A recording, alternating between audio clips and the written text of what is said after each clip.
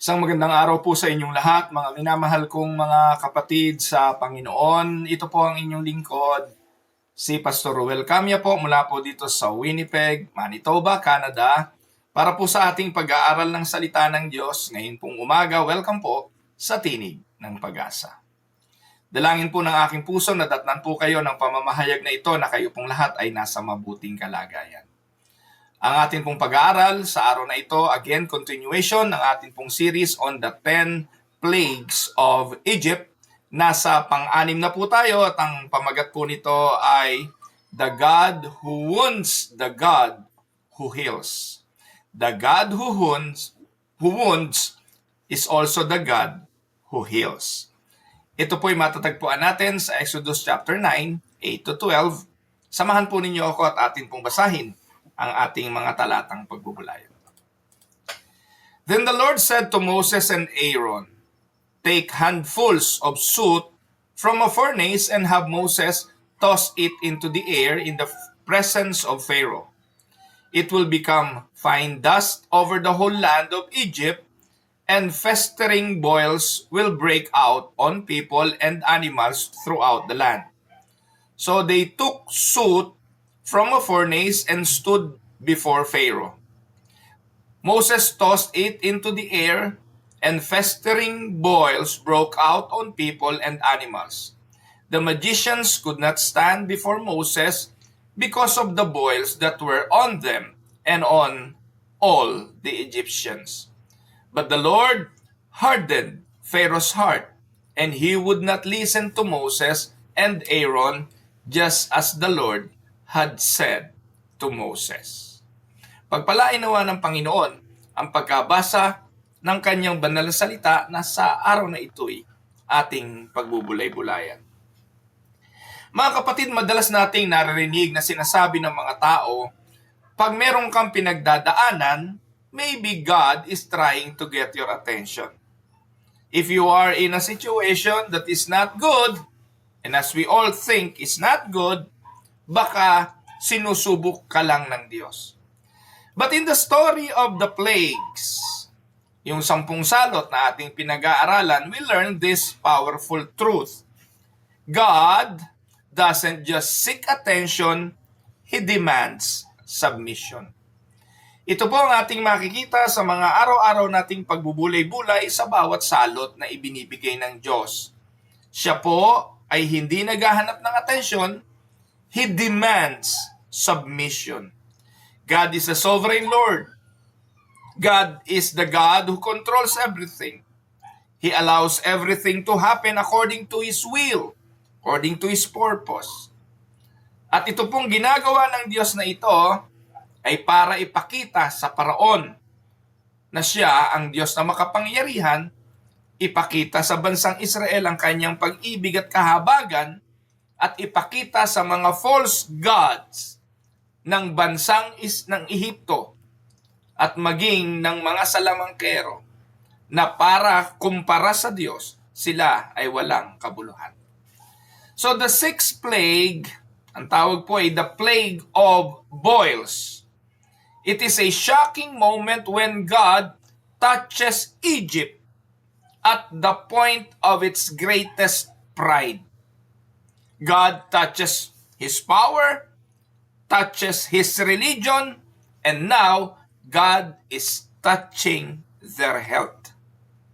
Hinipo na ng Diyos ang source ng kanilang kapangyarihan. Hinipo na ng Diyos ang source ng kanilang livelihood. Yung ipinagmamalaki nilang ekonomiya, ginalaw na rin ng Diyos. At sa oras na ito, ginalaw na ng Diyos ang kanilang kalusugan. Previously, the plagues affected the environment, the possessions. But now, God strikes human bodies directly. And this shows an escalation of divine judgment. Mga minamahal na mga kapatid, ang salot na ito'y nagtuturo sa atin that no one can stand against the Lord. And no human heart is too strong for God to humble. Exodus 9:8-9, Then the Lord said to Moses and Aaron, take handfuls of soot from the kiln, it shall become fine dust, and cause boils breaking out in sores on man and beast.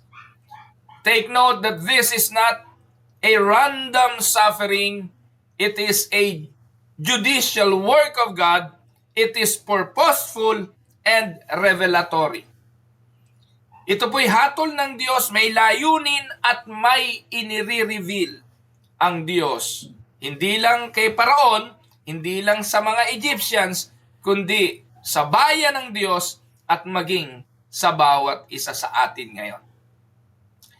Sa oras na ito, ating makikita the false god that God was confronting. Sino ba ang false god na inaatake ng Diyos dito? Ang Ehipto ay maraming Diyos when it comes to their physical well-being.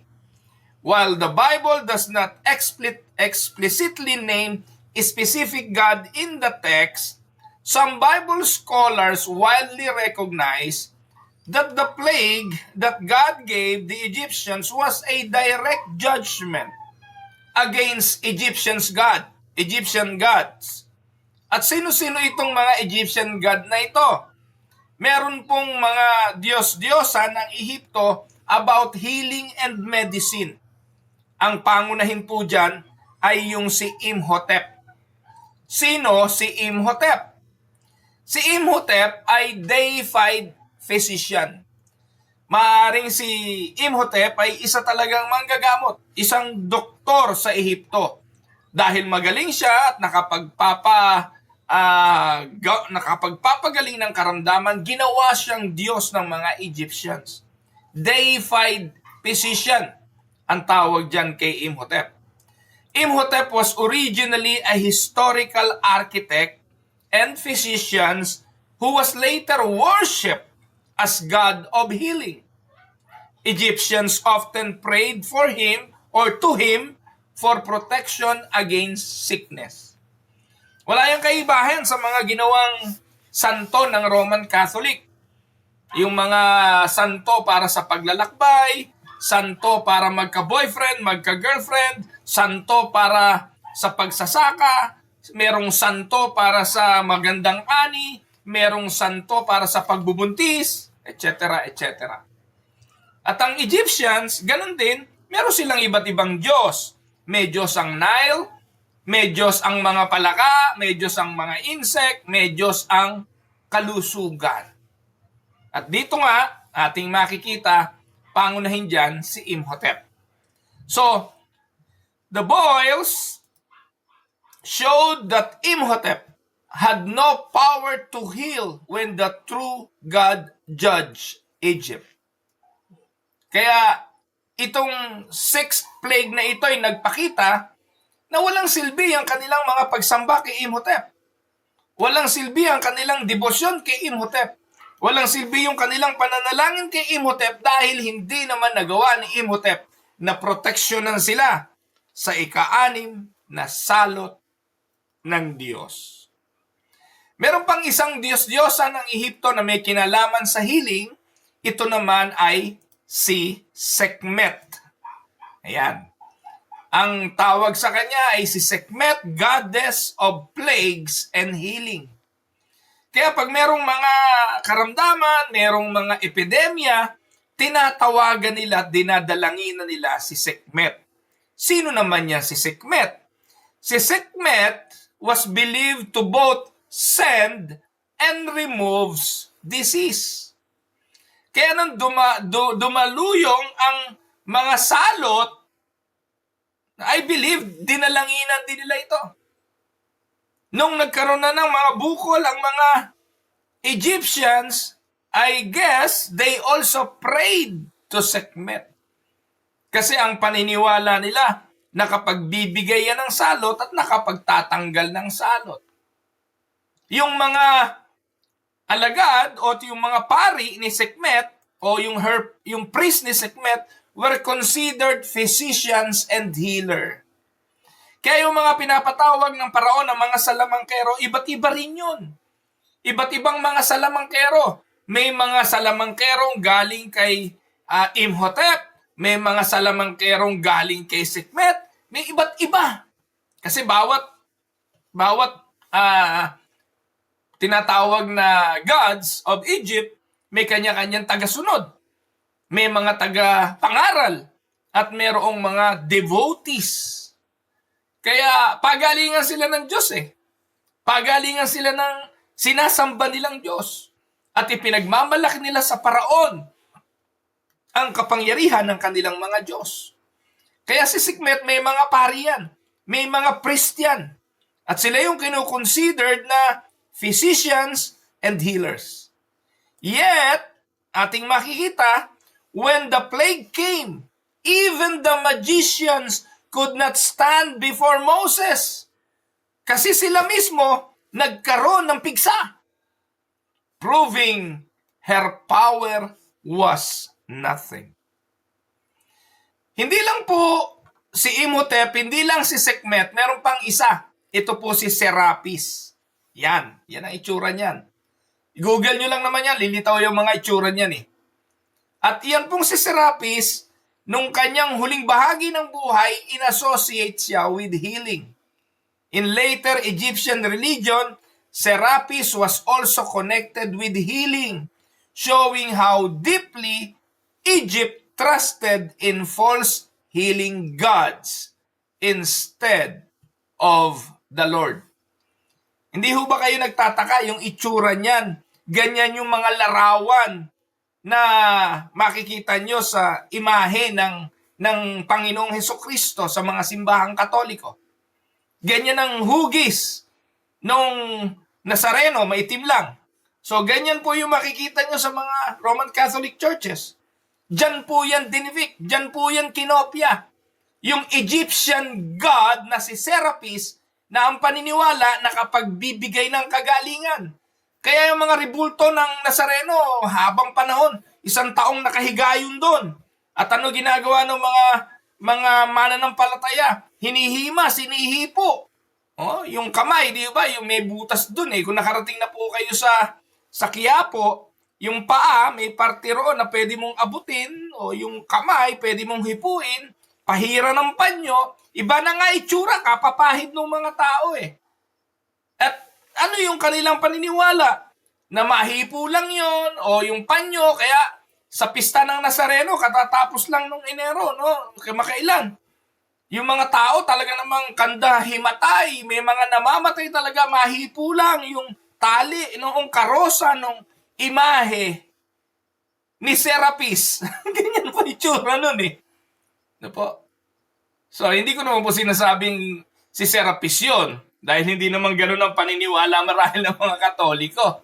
Pero, tingnan nyo itsura. Ganyan po yun. At yan po ay Diyos-Diyosan ng Ehipto. Now, 3 yung binanggit natin. Si Imhotep, si Sekhmet, at si Serapis. Lahat ng mga Diyos-Diyosang yan associated sa healing of the body. Ano ang theological lesson ng mga bagay na ito? Mga kapatid, the plague reveals that God alone is sovereign over health and sickness. Deuteronomy 32 hanggang 32-39.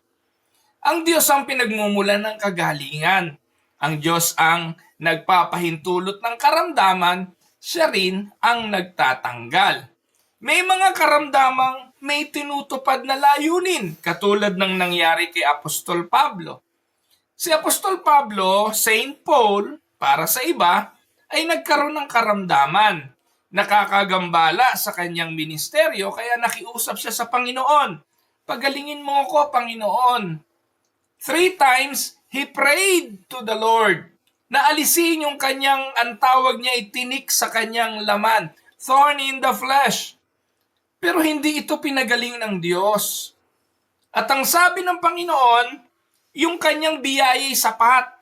Pinayagan ng Diyos, later on, the Apostle Paul concluded, na kaya binigay ng Diyos ang karamdamang ito sa kanya kasi may tinutupad itong layunin.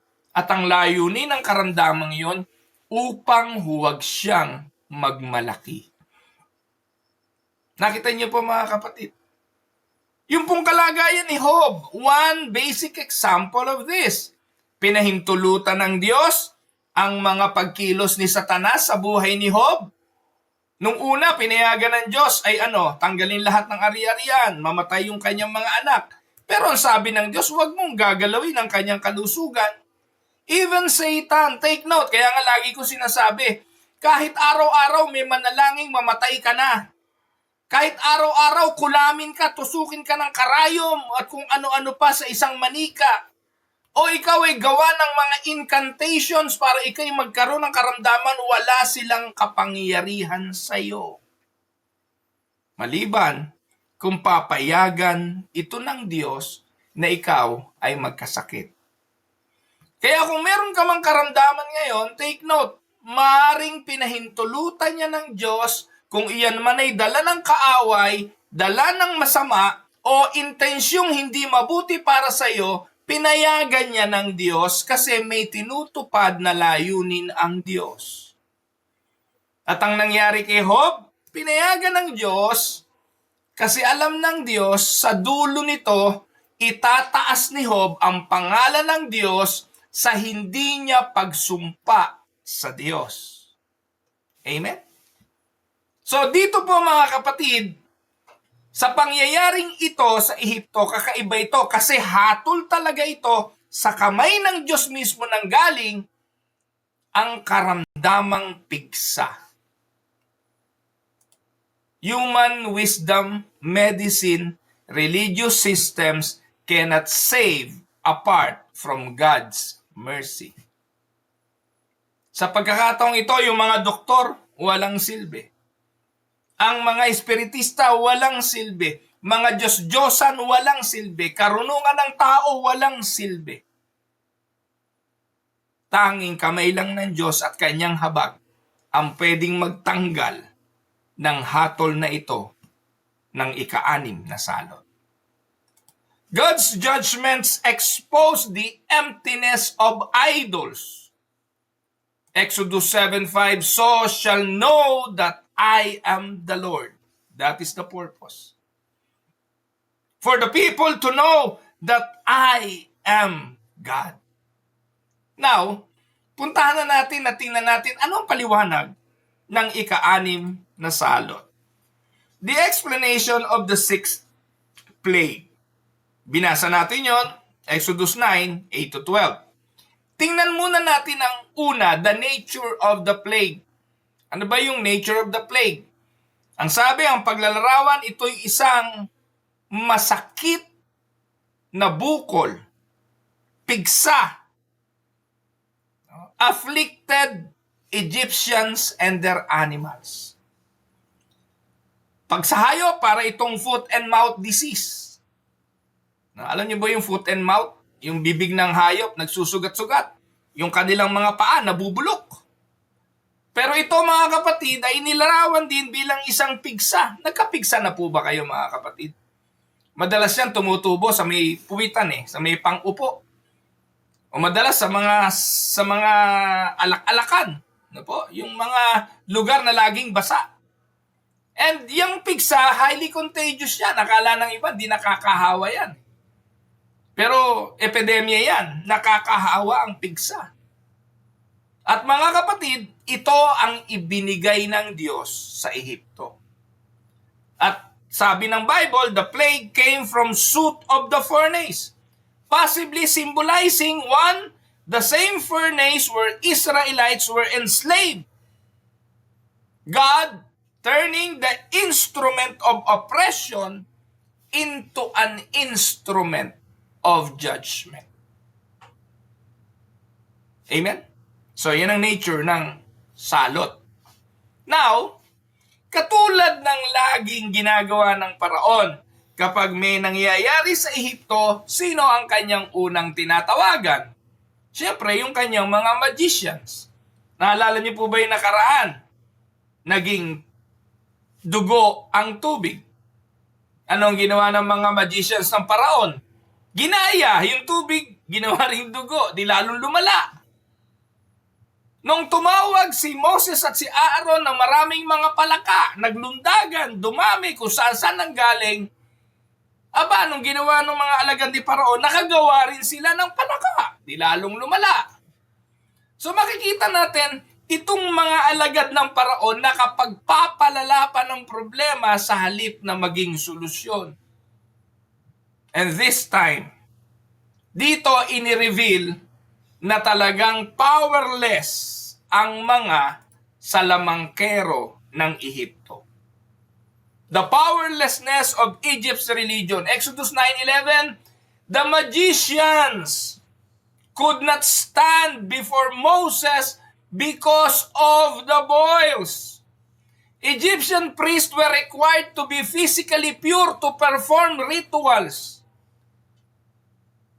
Yun pong mga priest, ipinapatawag yan, silang nagde-declare sa Ehipto man o sa Israel, silang magde-declare kung ang isang tao ay physically fit. Ang isang may ketong sa Biblia, sa Old Testament, kailangan pumunta sa priest dahil yung priest ang magbibigay ng passes. Pwede nang bumalik yan sa kanyang bahay, pwede na uling magtrabaho yan, para mga doktor yan, ise-certify nila that this person are healed by of leprosy and then he can go back to his family, to his normal life. Ngayon, kung ang priest ay may sakit, anong karapatan niya na mag-declare that somebody is healthy? Wherein yung kanya mismong katawan ay sick. And at this point in time, walang magagawa ang mga salamangkerong ito dahil maging sila ay useless. Their sickness rendered them spiritually useless. And this shows that Egypt's gods were exposed as powerless. Ang kinukonsulta ng Paraon, ang pinupuntahan ng mga tao para sa kanilang kagalingan, taas ang kamay. At kay Moses ay suko at sinabing wala silang kapangyarihan. Pangatlong bagay na makikita natin sa ika-6 na salot ay ang sovereignty ng Diyos over Pharaoh's heart. Sa verse 12 ating mababasa, but the Lord hardened the heart of Pharaoh, and he did not listen. Let us look at it from a reform and biblical perspective. 1. God is not reacting helplessly. Hindi po nagre-react lang ang Diyos sa mga pangyayari. God is sovereignly directing history. Kaya nga yung history His story. Ang nangyayari kasaysayan ng Diyos. Dahil sa lahat ng pangyayari, Diyos ang siyang kumikilos. History is His story. Pharaoh remains morally responsible, yet God, as the orchestrator of everything, accomplishing His redemptive purposes. Romans 9:17-18, ano sabi ng Diyos doon? Paraon, ako nagtaas sa iyo. Para ano? Para maluwalhati ang aking pangalan. The very purpose even of the hardening of the heart of Pharaoh ay para sa kaluwalhatian ng Diyos. Now, anong implikasyon ng sixth plague? Meron tong iba't ibang implikasyon at ito po ang ating pag-aaralan ngayon. Una, ano ang implikasyon nito kay Paraon? Kay Paraon muna tayo mag-focus. The implication of the sixth plague to Pharaoh. Una, pride leads to destruction. Pinakikita sa Paraon na ang pagmamataas walang uuwian kung hindi ang pagkawasak. May this also be a reminder to all of us. To all of us who seems indestructible. Mga kapatid, wala tayong ipagyayabang. Lagi at paulit-ulit ko pong sinasabi na ang mensahe ng mga salot na ito ay para ipakita na isang pitik lang ng Diyos, lahat ng ating ipinagyayabang ay susuko sa kapangyarihan ng Diyos. Amen? Pero believe he was divine. Now his own body is humble.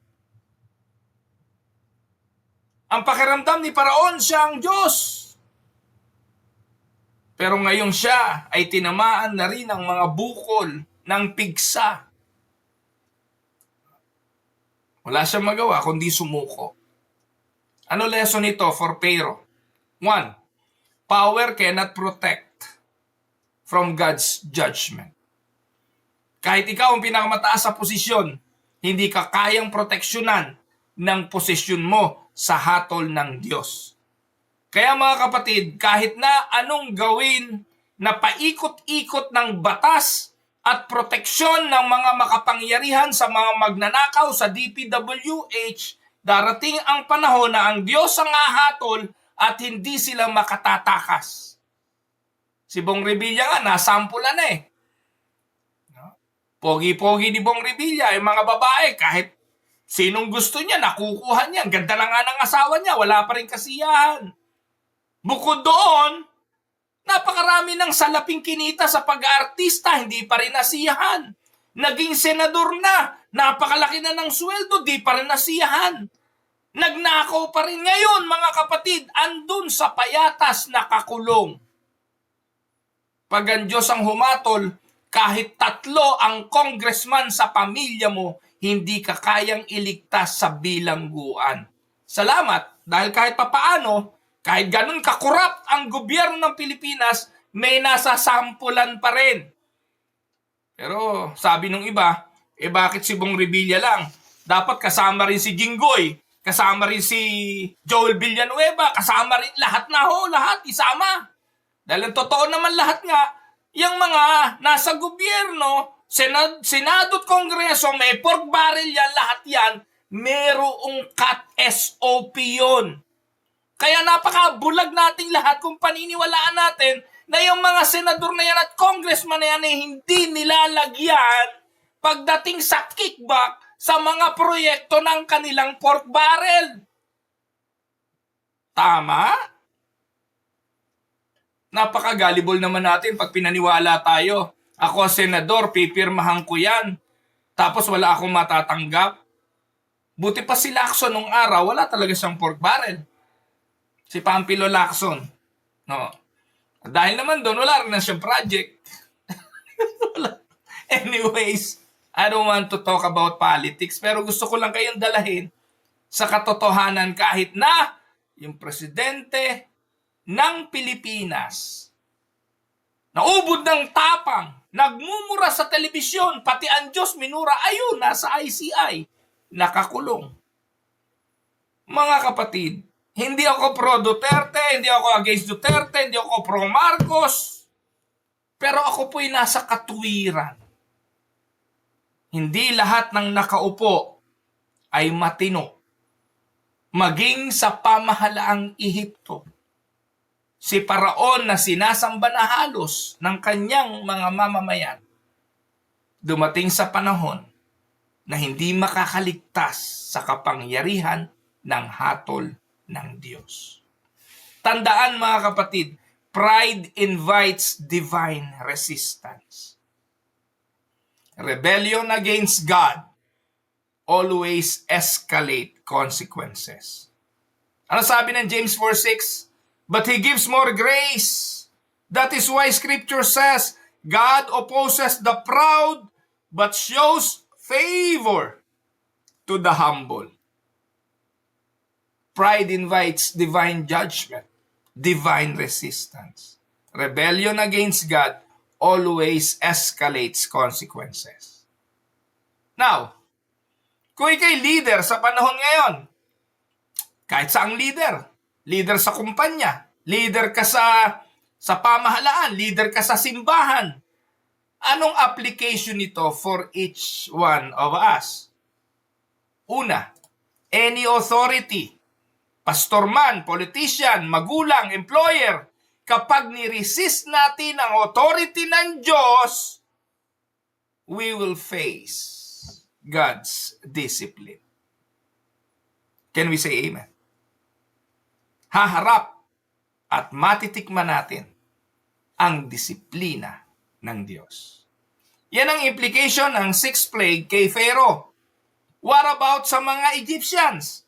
Anong implications nito sa mga Egyptians? Ipinakikita yung false security will fail.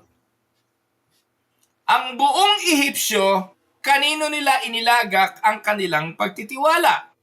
The Egyptians trusted, una, their gods. They believed that their God can save them. Nakakalungkot mga kapatid, no? Ganito sa Pilipinas eh. Dumating yung bagyo. Ano po? Malakas na bagyo. Bumangga sa bundok. Humina yung bagyo. Ang pinasalamatan yung bundok. Nakita niyo po? Mga post sa Facebook. Salamat Sierra Madre. Dahil kay Sierra Madre, naligtas yung aming bayan sa malakas na bagyo. Ano silbi ng Sierra Madre na yun? Sino ba naglagay ng Sierra Madre na yun doon? At alam niyo po sa Pilipinas, yung mga bundok na meron sa Pilipinas, kinukonsidera yan ng mga Filipino na mapaghimala. Yung Mount Banahaw, kinikilala yan ng mga espiritista, ng mga mangkukulam at ng mga albularyo.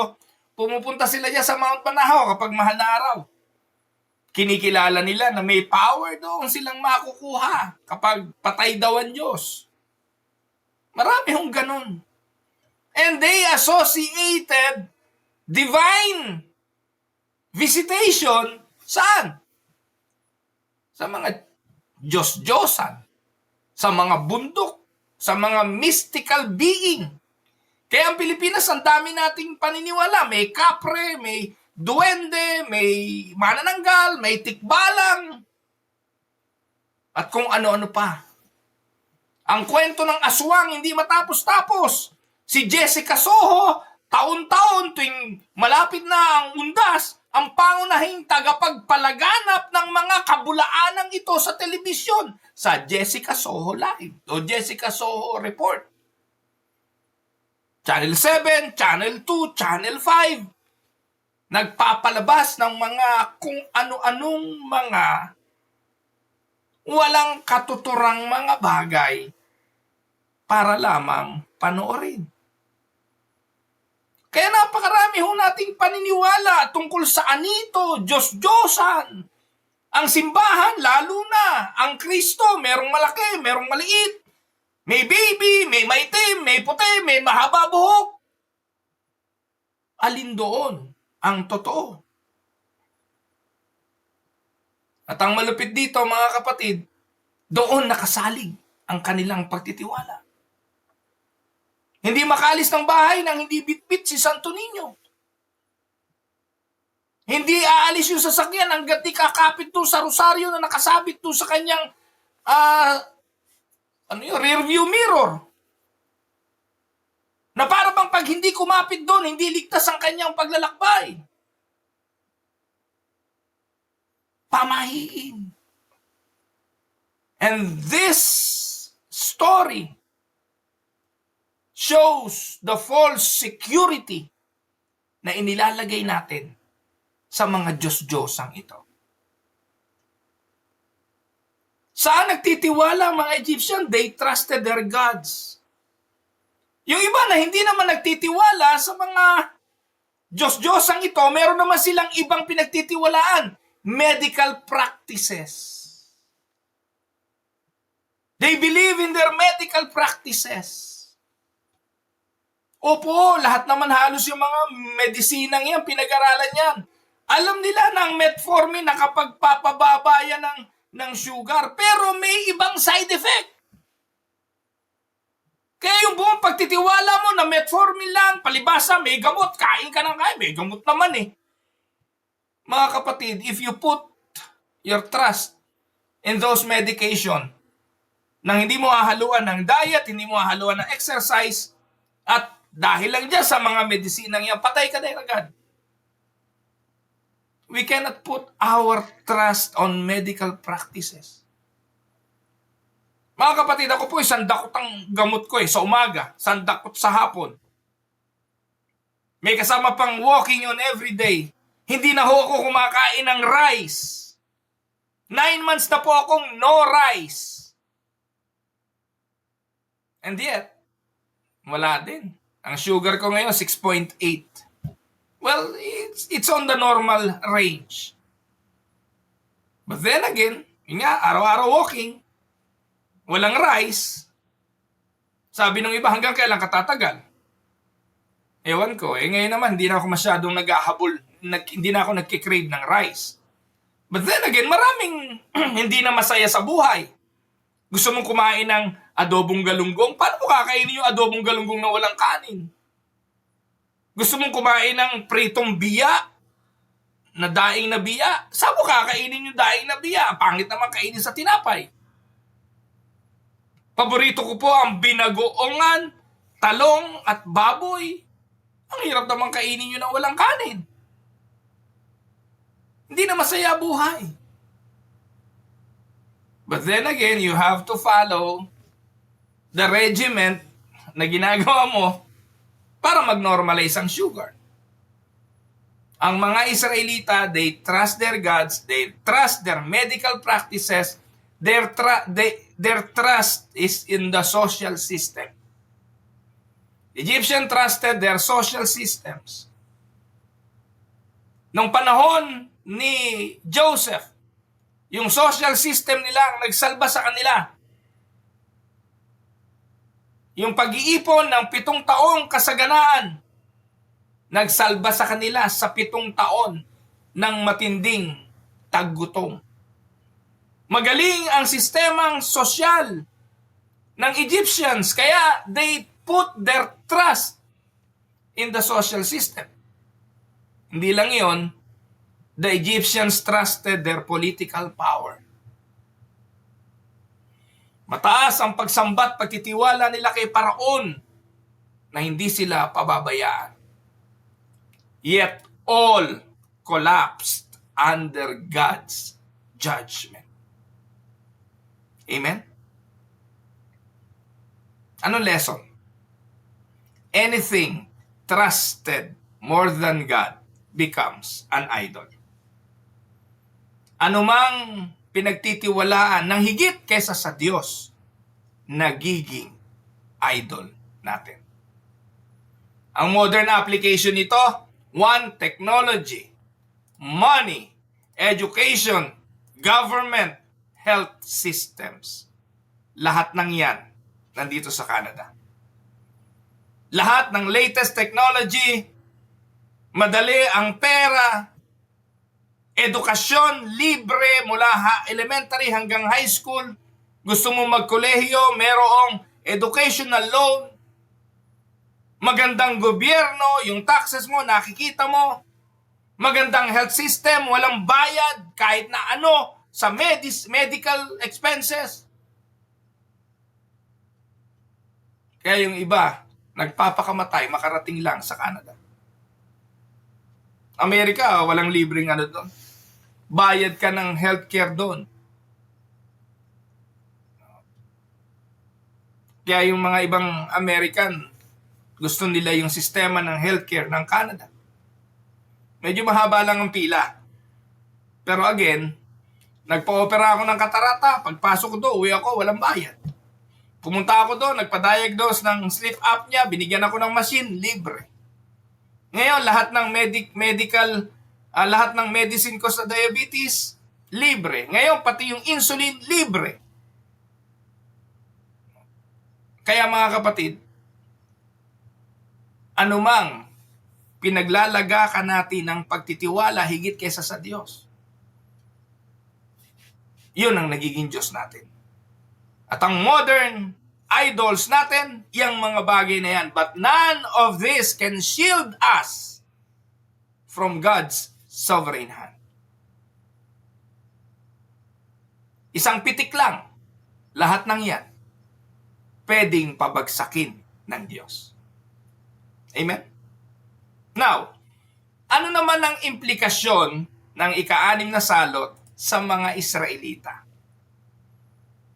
Mga kapatid, God sees, God remembers, and God acts. While Scripture does not explicitly state whether Israel suffered boils, the pattern shows that God increasingly distinguished His people from Egypt. Bagamat hindi naman sinabi ng Bible sa narrative na walang nagkapigsa na Israelita. Pero ayon sa mga previous plagues, laging pinoproteksyonan ng Diyos ang kanyang bayan. Ano dapat ang dulot nito? Encouragement to Israelites. God had not forgotten their suffering. Na yung kanilang pagkaalipin sa Ehipto, hindi kinalimutan ng Diyos. Na ang mahabang panahon na kanilang pagkakalagak doon bilang mga alipin ay naaalala ng Diyos. Their affliction in slavery would be answered by deliverance. And God was proving Himself faithful to His covenant. Ang pangako ng Diyos, Kanyang tinutupad. Now, kung yan ang encouragement sa Israel, ano naman ang encouragement nito para sa ating mananampalataya ngayon? Una, take note, God allows suffering but He does not abandon His people.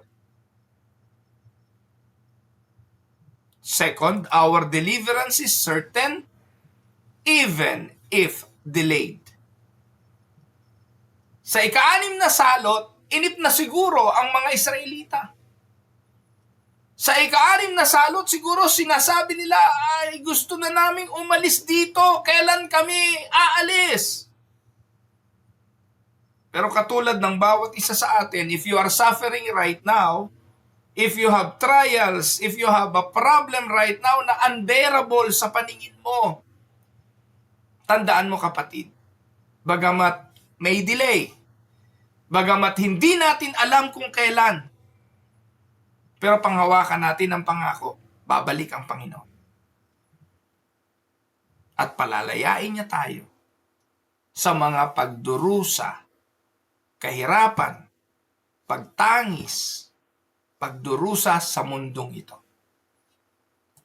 Judgment passes over those covered by covenant grace. Ang ika-10 salot, yung paglampas ng Diyos sa mga sambahayan ng Israelitang may pahid ng dugo sa kanilang doorpost. Pagbalik ng Panginoon, lahat ng iniligtas ng biyaya at may pahid ng dugo ni Kristong nabuhos sa krus ng Kalbaryo, lalampasan din ng hatol ng Diyos. Amen?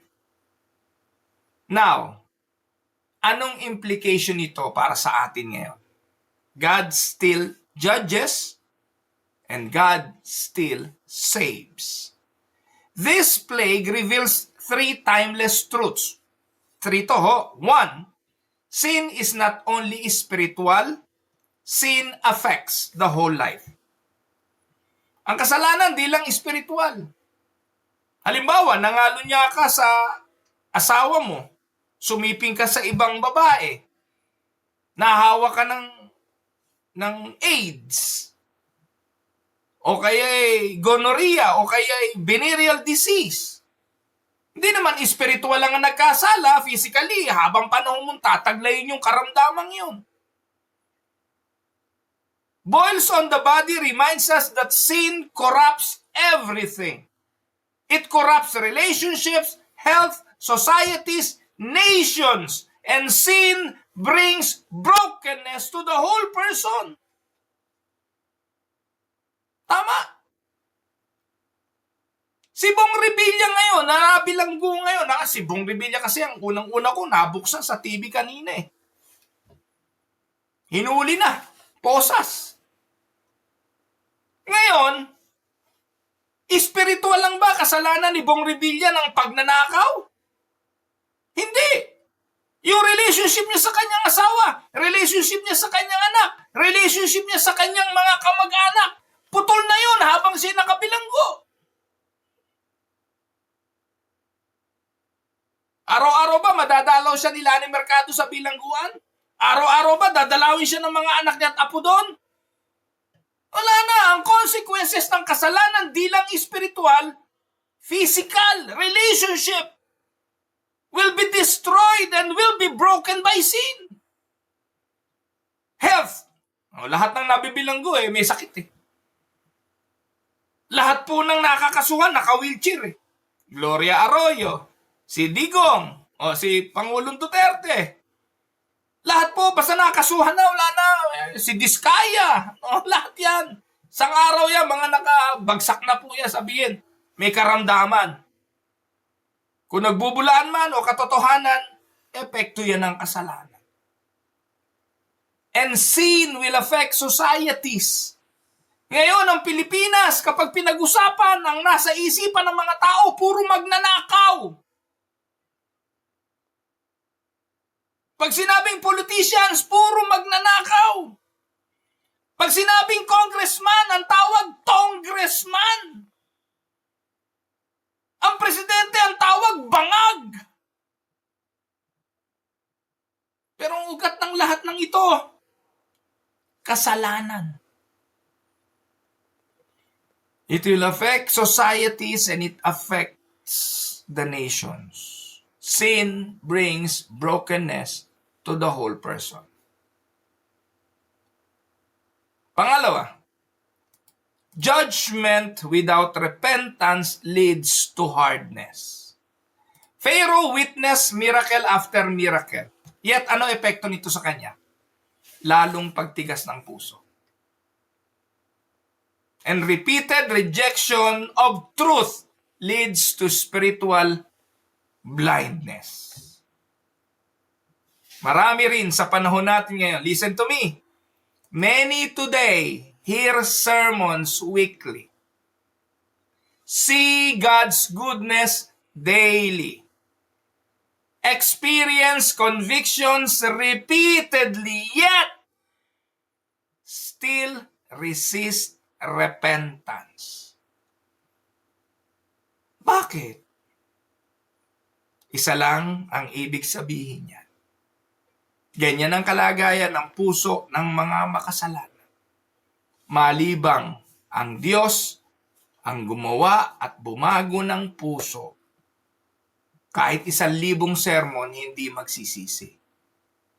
Malibang ang Diyos ang mag-regenerate ng puso at espiritong patay, walang mabuti, wala kahit isa. Walang hahanap sa Diyos, walang makauunawa. Romans chapter 3, verse 10 and 11.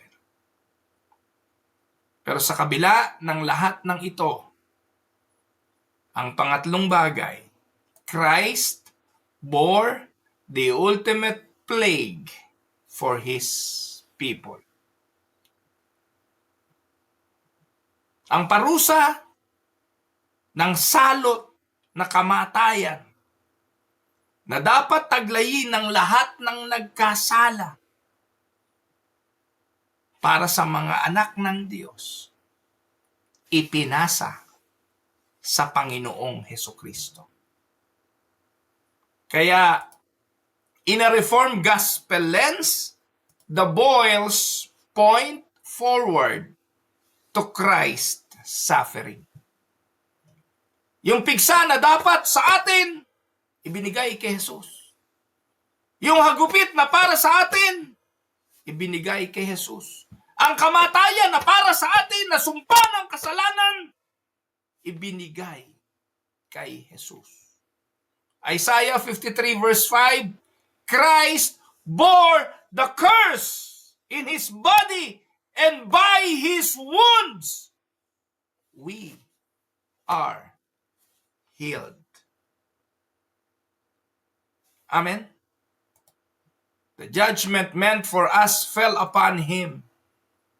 By his wounds, we are healed. The plague teaches us that God must judge sin, but in Christ, God provides the substitute. Amen? Now, I would like to give you some discussion and reflection questions para sa inyong pagbubulay-bulay, Bible study man, o small group. 1. What idols today resemble Egypt's false security? 2. In what ways do people still resist God like Pharaoh? 3. How does this plague deepen our understanding of Christ's suffering? 4. How should this passage shape our humility before God? And the last, what comfort does God's sovereignty give to suffering believers? Amen? Now, panghuli, bilang konklusyon. The sixth plague teaches us that God is not to be mocked. Pride leads to ruin. False gods cannot save. God's judgment are real, and God's grace in Christ is greater than judgment. Ang pigsa ng Ehipto point us to the wounds of Christ, where judgment met mercy. Wag ninyong kakalimutan, the same God who afflicted Egypt in justice is the same God who heals sinners through grace. Amen? Bilang pangwakas na challenge, mga kapatid, ikaw na nakikinig ngayon, mga kapatid sa tinig ng pag-asa, do not harden your heart like Pharaoh. Do not trust in modern Egypts. Run instead to Christ, who bore the wrath, endured the suffering, and offers true healing. Hebrews chapter 3 verse 15 says, "Today, if you hear His voice, do not harden your heart." Let us pray. Panginoon naming Diyos na makapangyarihan, maraming pong salamat sa mga biyaya ng iyong pagtuturo. Salamat sa paalala, aming Ama, ng ika-6 na salot.